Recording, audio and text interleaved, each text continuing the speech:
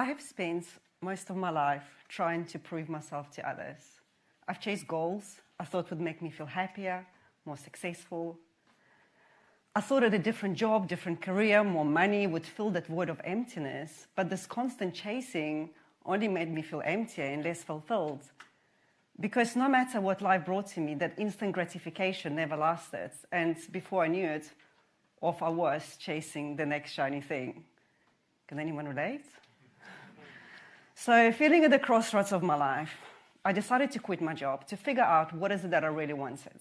And through trial and error, personal experience, and thousands I've invested in coaching and mentoring, I finally realized that it is our energy and imagination rather than instant gratification that are key to long-lasting success and fulfillment.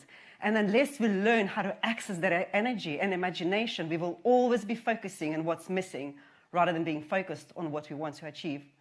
So the question is, how do we bring more energy into our lives? How do we spark that imagination? Today, I'm going to share with you 3 steps to show you how you can achieve your goals by harnessing power of your energy and imagination. To achieve our goals, we need energy. The more, the better. And we have to start using it in a way it was meant to be used and not waste it on things that don't deserve it.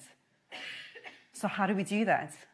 We are all unique, and so is our energy.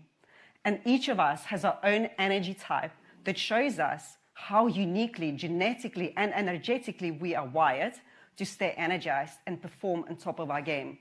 Let's have a look at those 5 different energy types.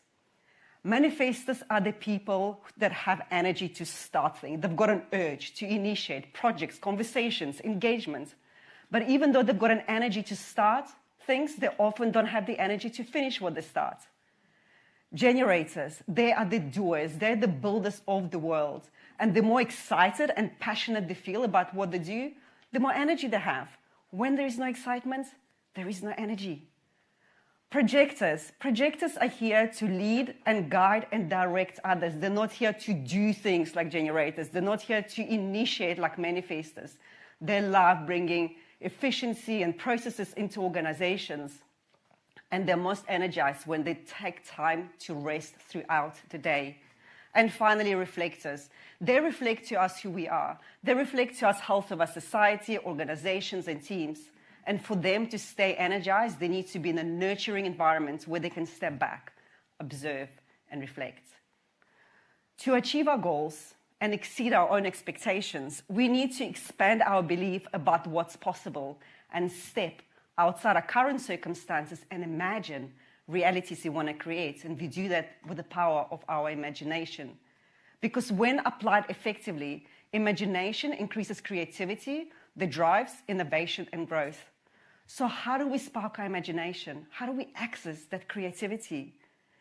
You know, there are so many answers on Google, on YouTube, but what helped me and what changed my life was to contemplate, meditate, and journal on this question. If anything was possible and I could not fail, what would I love? Not what would I think? Decisions. Our decisions can either take us towards our goals or completely derail us. And too often, we make decisions with our ego, the fear-based mindset, and fail to listen to that little inner voice within us that tells us whether something is or isn't right.